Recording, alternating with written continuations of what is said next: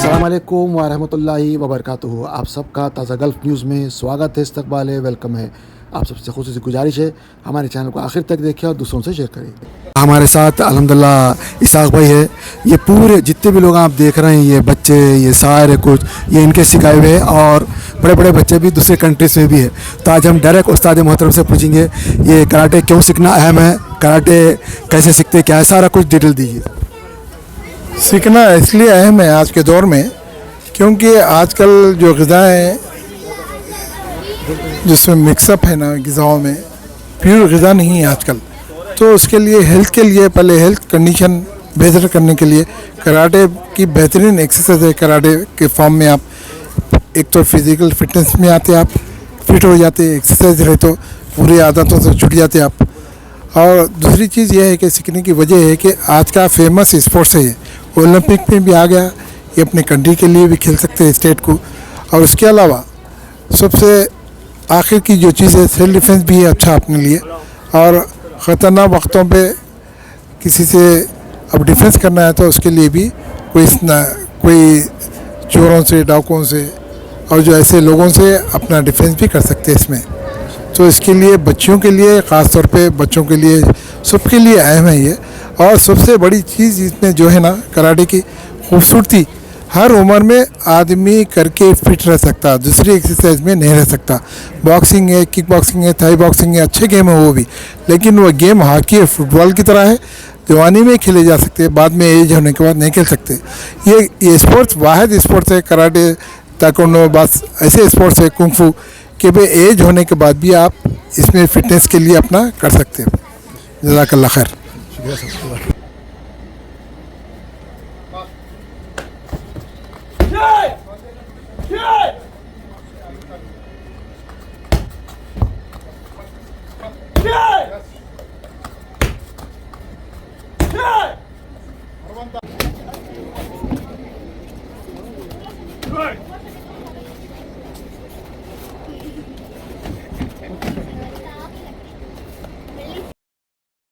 दोस्तों, आपको अपनी तालीम के साथ साथ अपनी बॉडी के ऊपर भी फ़िक्र देना चाहिए, क्योंकि अगर आप चुस्त रहेंगे, तंदुरुस्त रहेंगे, अगर आप कुछ भी कराटे सीखते हैं या जूडो सीखते हैं या फुटबॉल सीखते हैं, हॉकी सीखते हैं या बॉक्सिंग सीखते हैं, तो आपको ये आगे बहुत आगे लेके जाएगा, जिसकी वजह से न सिर्फ आप अपने आगे के कैरियर में कामयाब हो सकते हैं, बल्कि आप एक लीड रोल पे जा सकते हैं, जहाँ पे आपको स्कॉलरशिप मिल सकती है और जहाँ पे आपका लिए एक ज़बरदस्त विज़न आपका जो है क्लियर हो जाएगा। दोस्तों, आज ऐसे ही फिर से एक बार मैं आपको एक ऐसे छात्र से, स्टूडेंट से मिलाता हूँ जो कि इसाक भाई का है और कराटे सीखा, उसके बाद में ये इंजीनियरिंग के लिए मलेशिया में दाखिला मिलता है इनको। बहुत सारी चीज़ें ऐसी होती है दोस्तों, जहाँ पे आप आगे जाने के लिए बहुत कुछ होता है, लेकिन अगर आप फिटनेस पे ध्यान नहीं देते हैं तो वहाँ पे आप आगे जाके आपकी ग्रोथ रुक जाएगी। हो सकता है आपको स्कॉलरशिप ना मिले, हो सकता है आपके पॉइंट्स कम हो जाए।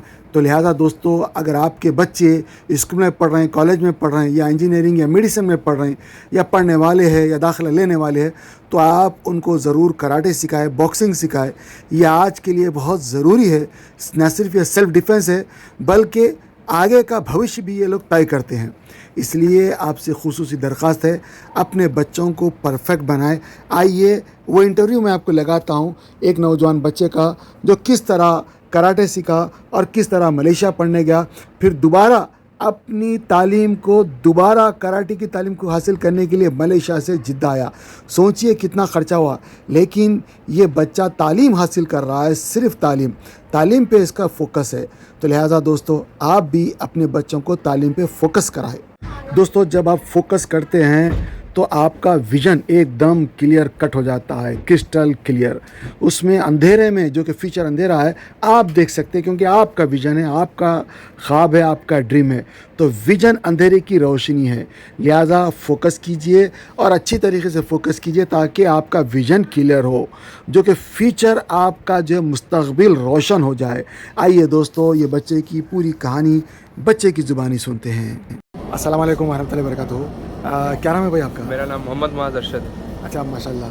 तो अभी आप क्या पोजीशन हासिल की है? मैं अल्हम्दुलिल्लाह ब्लैक बेल्ट सेकंड लाइन में हूँ अल्हम्दुलिल्लाह से। और काफ़ी सालों से सर के साथ हूँ और सर का शागिर्द भी रहा हूँ और माशाल्लाह बहुत अच्छा लगा है। और अभी फ़िलहाल मैं मलेशिया में बीटेक इंजीनियरिंग कर रहा हूँ, फर्स्ट ईयर है मेरा और हॉलीडेज़ पे आया हूँ मैं सर के पास। माशाल्लाह अच्छा लग रहा है बहुत और बहुत कुछ सीखने को मिला, खासकर सेल्फ डिफेंस वगैरह। और ब्लैक बेल्ट के बाद काफ़ी नई चीज़ें और सर ने सिखाई, उसमें बहुत माशाल्लाह मुझे भी काफ़ी उसमें नॉलेज मिली और मेरे प्रैक्टिकल लाइफ में भी सबसे ज़्यादा वो बहुत यूज़ हुआ। अच्छा, तो माशा अपडेट हुए आप। जी माशाल्लाह बहुत लाइफ एक तरह से फ़िटनेस के तौर पे भी बहुत अच्छी होगी और सेल्फ डिफेंस टेक्निक्स भी सर बहुत अच्छे माशाल्लाह सीखने को मिले।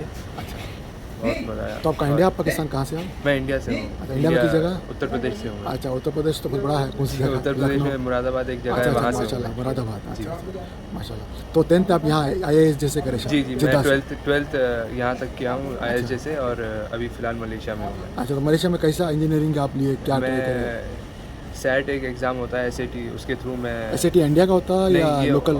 लोकल नहीं है, इंटरनेशनल वर्ल्ड वाइड एग्ज़ाम होता है। SAT जी, ये अमेरिकन है स्टूडेंट या? एब्रॉड नहीं, जी अमेरिकन बेस्ड है, स्टूडेंट एब्रॉड टेस्ट। अच्छा, तो ये एग्ज़ाम कहाँ होता है, मलेशिया में होता है? नहीं नहीं, ये तो यहीं होता है, यहीं यहाँ होता पर इधर हुआ था, इंडियन कॉन्सुलेट में हुआ था। अच्छा, क्या फीस क्या है इसकी? एग्ज़ाम फ़ीस तो 400 रियाल्स है।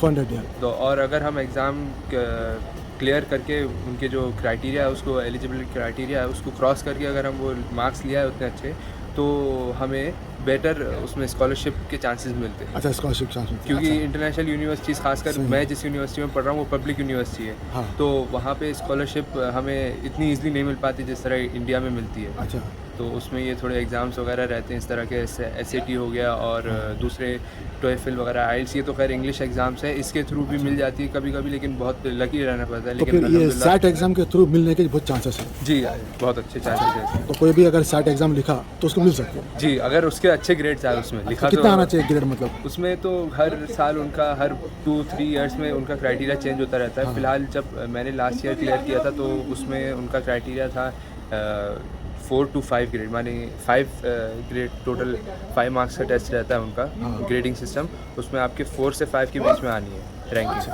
4 से 5 जी, तो कितने घंटे का रहता है एग्ज़ाम वो?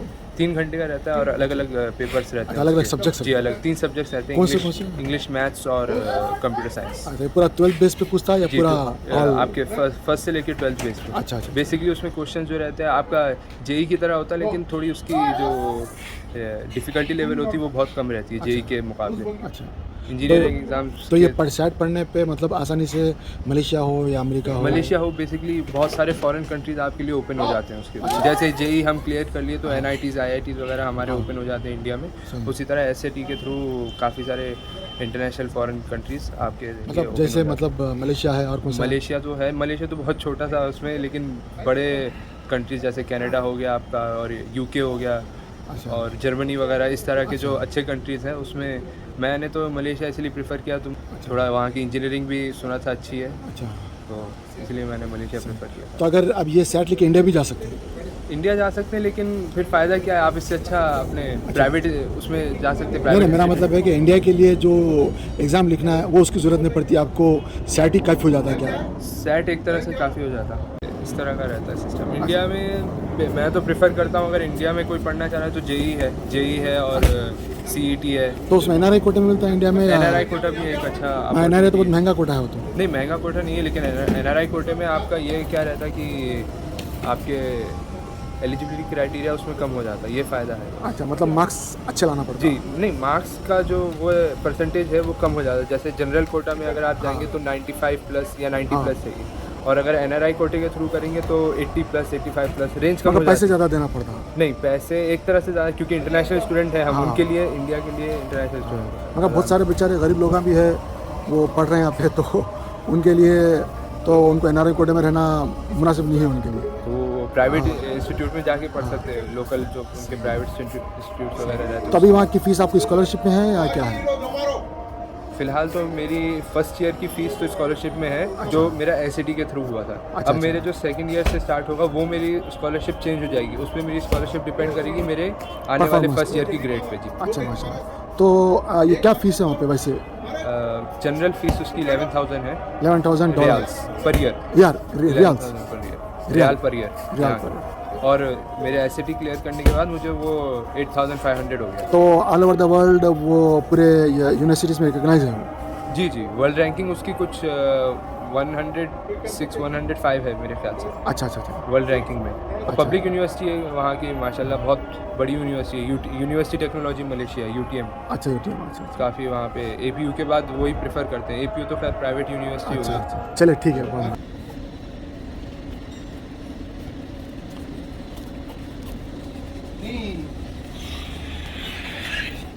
Son.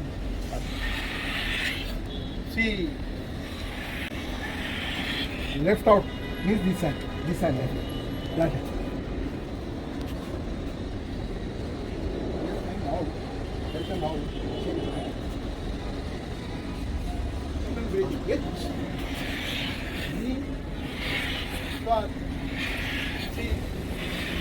Powerful punch. Knee. Hit. Knee. Hit. Knee. Hit. Knee. Hit. Knee. Hit. Knee. Upper punch. Without looking start with the right hand. Hit. Knee. Hit. Lower punch with the left hand. Without looking. Hit. Knee. Hit. Knee. Shodan. Shodan with the 3 punches. Start with the right.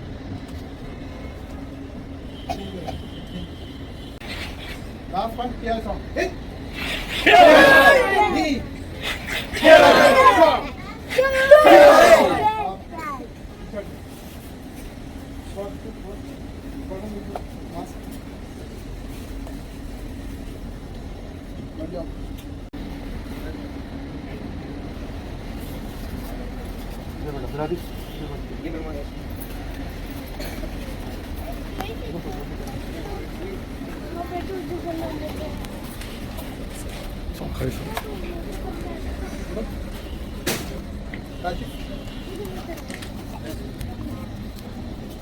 Ahmed and Ahmed.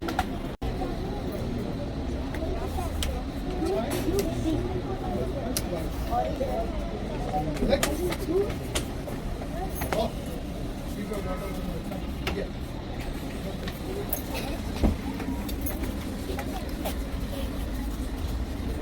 Hassan.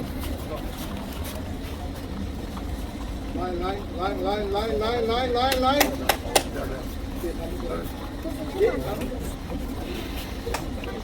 चलो hit जी fast से अंदर मान तेरा से पास से होगा नहीं fast में जल्दी का काम करना हो जाता है जब हिट मारे हो नहीं क्या हिट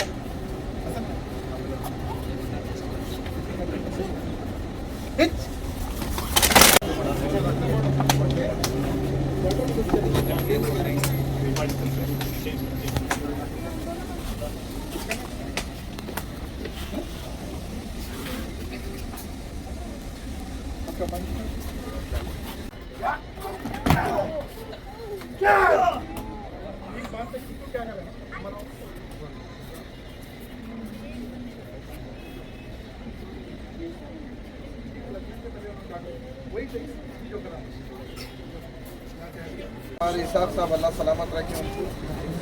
आप लोगों को यहाँ पे भी जो है तो सऊदी अरब में भी आप लोगों को जो बता रहे हैं और हिंदुस्तान में भी जो है तो आपके ब्रांचेस है। और उस्ताद का एहतराम जो करा, समझ रहे हैं, उस्ताद यानी सर टीचर जो भी है वो इंशाअल्लाह ताला बड़ा मुकाम पर। अगर कोई उस्ताद की बेहुरमती करा, उनकी नकल उतारा तो उन्हें कभी तरक्की नहीं कर सकता। उसकी मिसाल ये है कि आप जो है सो अपने उस्ताद को बहुत ज़्यादा पसंद करते थे, अल्लाह तबारक व तआला इतने शागिर्दान दिया और दुनिया तमाम में कई है, हज़ारों हैं अल्हम्दुलिल्लाह। तो क्लास आपके उस्ताद के लिए। अस्सलाम वालेकुम वरहमतुल्लाहि वबरकातुहू। वालेकुम अस्सलाम। क्या नाम है आपका? यूसुफ। अच्छा माशाल्लाह। कहाँ इंडिया पाकिस्तान हो? जी इंडिया से यूपी में लखनऊ में। अच्छा माशाल्लाह। तो यहाँ पे कब से है आप सीख रहे हैं? मैं 3 साल हो गए यहाँ पे अच्छा, तकरीबन। तो अभी कौन सा आप सीखे? अभी मैं ब्राउन बेल्ट में हूँ और ब्राउन अभी बेल्ट, अच्छा। 3 साल होने के बाद तो अब अपग्रेड हो रहा सब चीज़। अब जैसे अच्छा। न्यू रूल्स के हिसाब से तो हाँ अब नई चीज़ें आ रही, नन चाकू, स्टिक्स और चाकू सब अच्छा। की ट्रेनिंग हो रही है यहाँ पे। अच्छा माशाल्लाह। जी। तो आप किस चीज़ में अभी परफेक्ट हुए हैं? अभी हम ननचाकू सिखा दिया, ट्रेनिंग हो गई ननचाकू की। अब इंशाल्लाह डंडे से शुरू करेंगे, स्टिक से। उसमें भी इंडियन स्टिक्स, जापानी स्टिक्स आएगी अलग अलग। तो इसमें पहले बेसिक नए लोगों के लिए क्या है बेसिक नए लोगों के लिए यही है कि बस वो अपने आप को डिफेंड कर पाएँ, फिर धीरे धीरे जैसे डिफेंड करना सीखेंगे वो फिर आगे बढ़ के अटैक भी करेंगे। लेकिन सबसे ज़रूरी अपना पहले डिफेंस करें, वरना फिर अटैक की कोई बात ही नहीं निकलती। तो कितने दिन में सीख सकते हैं? ये ननचाकू आप तो लगेंगे, क्योंकि आपको रेगुलर आना पड़ेगा और इसमें आपको देखना पड़ेगा किस एंगल से वो मार रहा है और आप किस एंगल पे ब्लॉक कर रहे हैं, ना ज़्यादा ऊपर ना नीचे। तो 2 हफ्ते कम से कम लगेंगे। एक अच्छा स्टार्ट के लिए तो ये जो ब्राउन बेल्ट है ये मतलब आपका ग्रीन बेल्ट है माशाल्लाह। तो ये कितने टाइम में पहला बेल्ट है या क्या दूसरा बेल्ट तीसरा बेल्ट है? ये पहला कौन सा बेल्ट होता है? पहला वाइट बेल्ट आता है बिगनर्स के लिए, फिर उसके 2 महीने बाद अगर बच्चा रेडी है तो उसके लिए येलो बेल्ट टेस्ट होता है। फिर येलो बेल्ट मिलता है, फिर उसके बाद 3 महीने का टाइम रहता है, फिर उसको टेस्ट होता है। फिर ऑरेंज बेल्ट आती है तीसरी, फिर तीसरी ऑरेंज बेल्ट के बाद फिर 3 महीने का उसको टाइम मिलता है, उसके बाद टेस्ट होता है, फिर ग्रीन बेल्ट आती है। और तो ग्रीन बेल्ट के बाद ब्लू आती है, ऐसे करते करते ब्लू बाद मरून आती है, मरून के बाद ब्राउन आती है। तो अभी ब्राउन में इसके बाद लास्ट वाली आएगी ब्लैक। अच्छा जी, हर एक अलग अलग रहेगा? जी जी हर एक अलग अलग टाइम भी रहेगा जी। 3 महीने फिर 5 महीने धीरे धीरे करके वो ब्राउन बेल्ट के कौन बाद। सी एज से इसको सीख सकते हैं? जी, स्टार्ट कौन सी एज से कर सकते हैं? एज कोई सी भी आप कर सकते हैं, बस वो पैशन होना चाहिए कि हम अच्छा सही है माशाल्लाह। तो क्या मैसेज देंगे आप लोगों को? बस यही मैसेज है कि आप हेल्दी रहें, सेफ रहें, मतलब कि कुछ जंक फूड और ये सब से दूर रहें और अपनी बॉडी को पहले प्रेफरेंस दें। बाकी सब तो दूसरी चीज़ हम पहले, अगर बॉडी सेफ रहेगी तभी आप दूसरी चीज़ें कर पाएंगे। तो हेल्थ इज़ वेल्थ जो कहते हैं वही कहना चाहिए।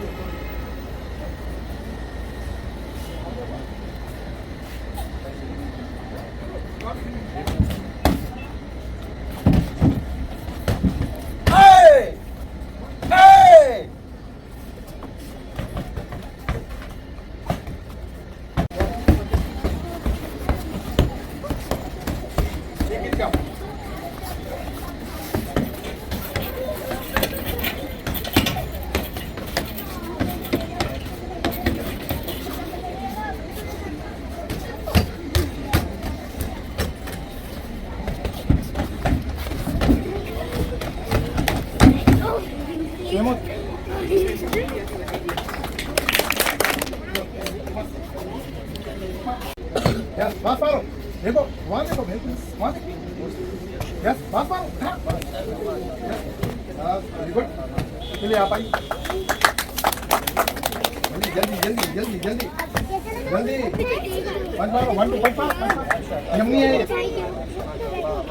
हाँ, yes. 5 6. Yes.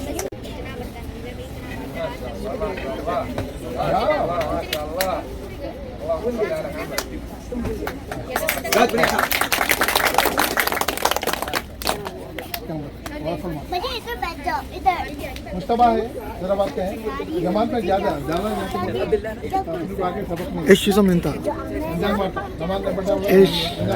ايش اسم؟ Your name is Mariam. Maliha. अच्छा माशाल्लाह। इंग्लिश आती है? हाँ। You know English? हिंदी भी आती है? अच्छा। नहीं, आपको उर्दू यमनी मतलब अरबी सब आता है? आप यमनी और जिद्दा की है? अच्छा माशाल्लाह। आप कब से सीख रहे हैं?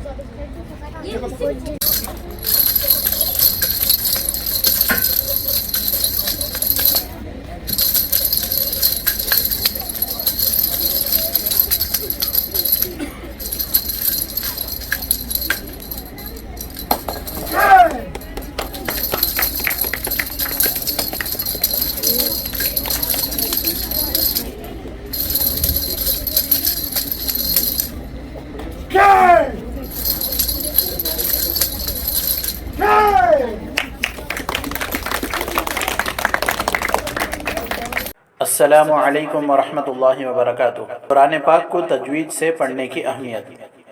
कुरान पाक को तजवीद से पढ़ने की अहमियत यह है कि कुरान करीम अल्लाह अज़्ज़ा वजल का कलाम है।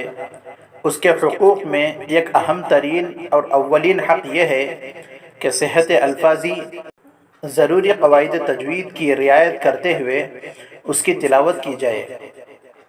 कुरान में अल्लाह अज़्ज़ा वजल का इरशाद है, वरत्तलनाहु तरतीला, हमने उसे तरतील के साथ नाजिल किया है। इससे वाज़ेह है और तरतील ही के साथ पढ़ने का हुक्म भी फरमाया है।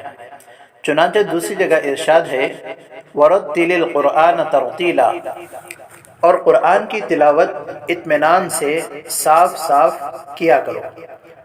तरतील की तफसीर हज़रत अली कर्रमल्लाहु वजहू के इरशाद के मुताबिक हुरूफ को तजवीद के साथ पढ़ना और वक्फ़ों की मारिफत है तो तरतील से कुरान करीम पढ़ा जाएगा, तभी उसकी तिलावत का हक़ अदा होगा। और ऐसे ही तिलावत पर हसनात और इनामात खुदावंदी का वादा है। लेकिन अगर तिलावत तजवीद की रियायत के साथ नहीं बल्कि उसके खिलाफ है तो उससे तिलावत का हक़ अदा नहीं हो सकता। हदीस पाक के अंदर यूँ आता है, ज़य्यिनुल कुरआन बिअस्वातिकुम, तर्जमा अपनी आवाज़ से कुरान को मुज़य्यन करो। वहस्सिनुल कुरआन बिअस्वातिकुम फ़इन्नस्सौतल हसन यज़ीदुल कुरआन हुस्नन, अच्छी आवाज़ से कुरान को पढ़ो क्योंकि अच्छी आवाज़ कुरान करीम के हुस्न को बढ़ा देती है। अऊज़ु बिल्लाहि मिनश शैतानिर रजीम, बिस्मिल्लाहिर रहमानिर रहीम, इन्ना नहनु नज़्ज़लना ज़िक्रा व इन्ना लहू लहाफ़िज़ून। वक़ाल फ़ी मौज़िइन आख़र, वलक़द यस्सरनल क़ुरआन लिज़्ज़िक्रि फ़हल मिन मुद्दकिर। इक़रउल क़ुरआन बिलुहूनिल अरबि व अस्वातिहा, कुरान करीम को अरबी लहजे में पढ़ो। मुहक्किकीन उलमा ने तसरीह फरमाई है कि बग़ैर तजवीद कुरान पढ़ने वाला मुस्तहिक़ सवाब नहीं।